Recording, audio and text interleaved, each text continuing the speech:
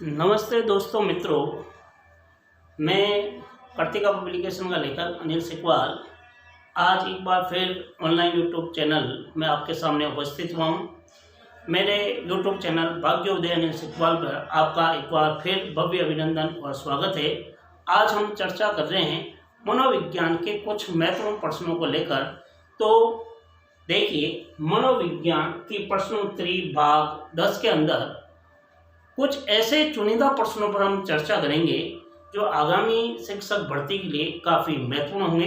तो सबसे पहले देखिए क्वेश्चन नंबर 1, विकास का वही संबंध परिपक्वता से है जो उद्दीपन का से है। यानी कि विकास का वही संबंध परिपक्वता से है जो उद्दीपक से होता है। पहला ऑप्शन परिवर्तन से, दूसरा प्रतिक्रिया से, तीसरा प्रयास से और चौथा है परिणाम।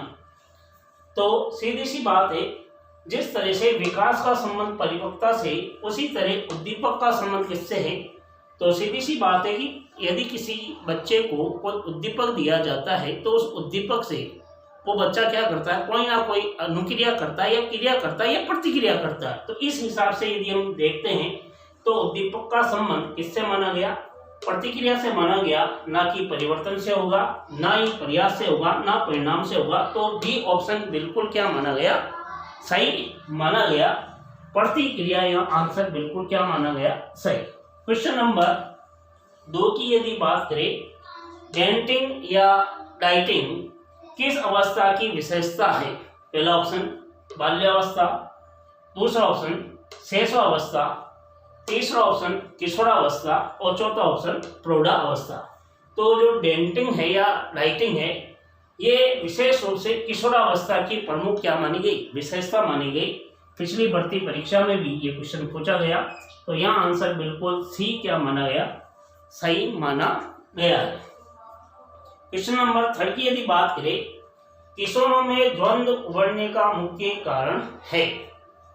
पीढ़ियों में अंतर, अवसरों की प्रतिकूलता, तीसरा ऑप्शन स्वप्न दर्शन, चौथा ऑप्शन निराश व निस्सहायता। यानी किशोरों में द्वंद्व का होने का क्या कारण हो सकता है। तो किशोरों में द्वंद्व कब होता है, जब आपके सामने अवसरों की प्रतिकूलता होती है। आप जो चाहते हैं उसके अकॉर्डिंग आपको अवसर नहीं मिलते हैं, तब वो सोचता है कि मुझे इसमें जाना चाहिए या नहीं। तो बी ऑप्शन बिल्कुल क्या माना गया, सही माना गया। क्वेश्चन नंबर 14, नैतिक तर्क का सिद्धांत किसने स्पष्ट किया। फ्राइड ने, जीन पियाजे ने, मैकडूगल ने, कोलबर्ग ने। तो नैतिक तर्क की यदि बात करें तो फ्राइड तो मनोविश्लेषण सिद्धांत को देने वाला था, तो ये नहीं होगा। जीन पियाजे ने संज्ञानात्मक विकास के सिद्धांत को दिया, ये भी नहीं होगा। मैकडूगल जो कि मूलभूत प्रवृत्ति के सिद्धांत का प्रतिपादक था, ये भी नहीं है। तो एकमात्र व्यक्ति बचा है कोलबर्ग, जिसने नैतिक विकास के सिद्धांत का क्या किया, प्रतिपादन किया। इस दृष्टि से चौथे क्वेश्चन का आंसर क्या होगा, डी कोलबर्ग। क्वेश्चन नंबर 5 की यदि हम बात करें, विश्लेषण का सिद्धांत के प्रतिपादक कौन है।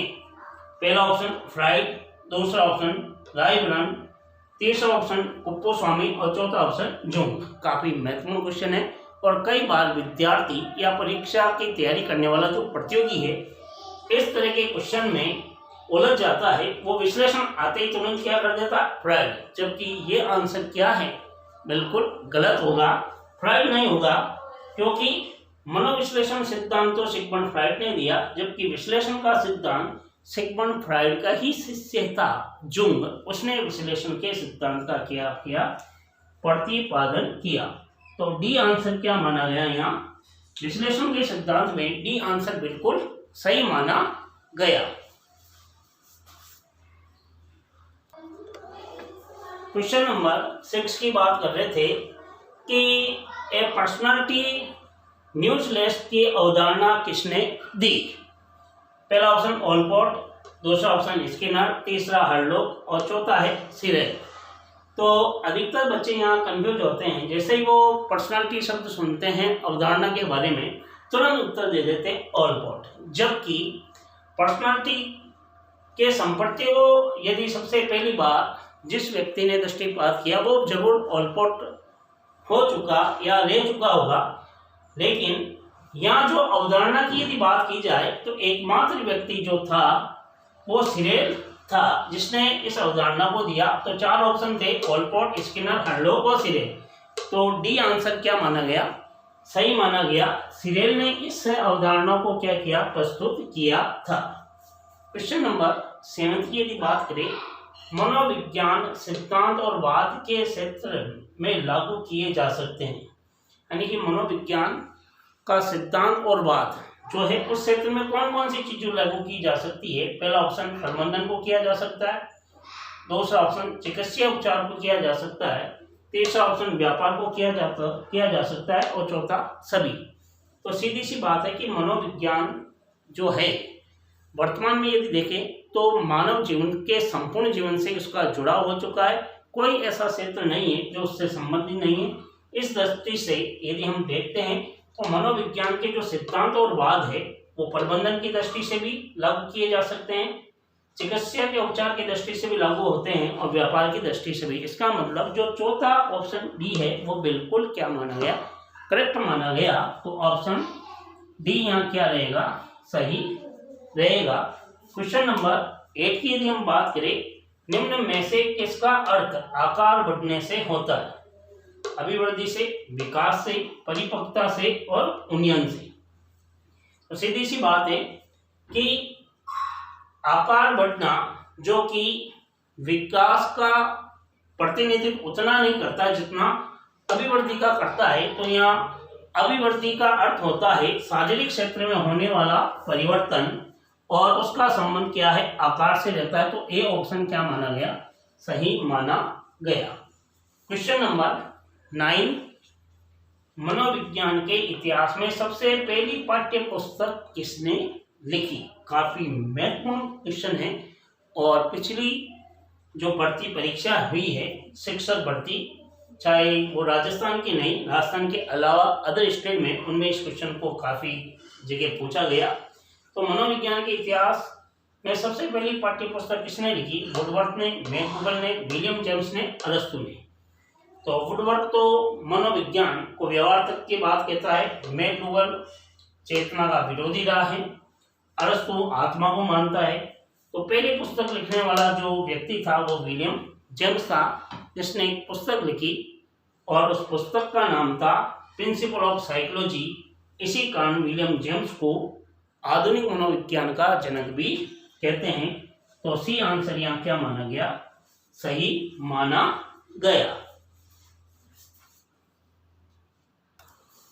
क्वेश्चन नंबर 10, पियाजे ने बालकों के ज्ञानात्मक विकास का अध्ययन लगभग कितने वर्षों में किया था, 45 वर्षों तक, 50 वर्षों तक, 61 वर्षों तक या कोई नहीं।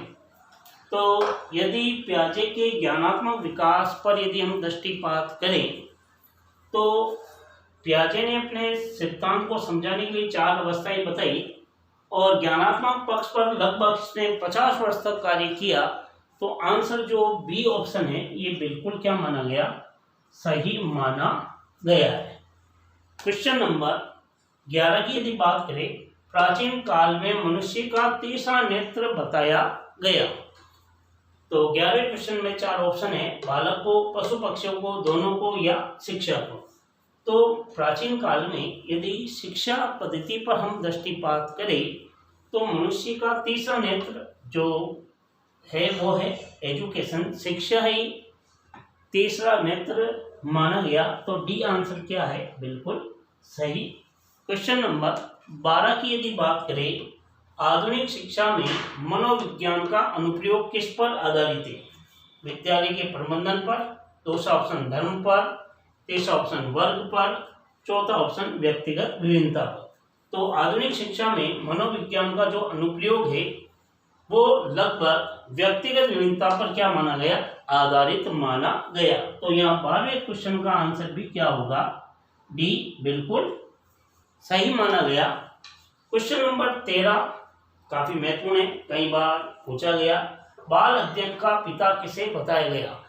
ये प्रश्न की प्रकृति के आधार पर इसको विद्यार्थी उत्तर दे सकते हैं, लेकिन अधिकतर हम क्या कहते हैं, बाल अध्ययन का पिता कौन है कि पेस्टोलॉजी, जबकि यह आंसर नहीं है। बाल अध्ययन का पिता की यदि बात करें, 4 ऑप्शन है, हर्लोग, स्टेनरहोल्ड, पेस्टोलॉजी और हुक। तो बाल अध्ययन का पिता अधिकतर विद्यार्थी जो पेस्टोलॉजी मानते हैं वो नहीं है, क्योंकि बाल मनोविज्ञान का पिता तो कौन है, पेस्टोलॉजी, तो ये होगा नहीं। कुक ने एजुकेशन के अंतर्गत कार्य किया और हर्लोग ने बाल्यावस्था के अंतर्गत काफी चीजें की, लेकिन बाल अध्ययन का जो पिता है वे स्टेनरहोल्ड है। तो बी आंसर क्या माना गया, बिल्कुल सही माना गया।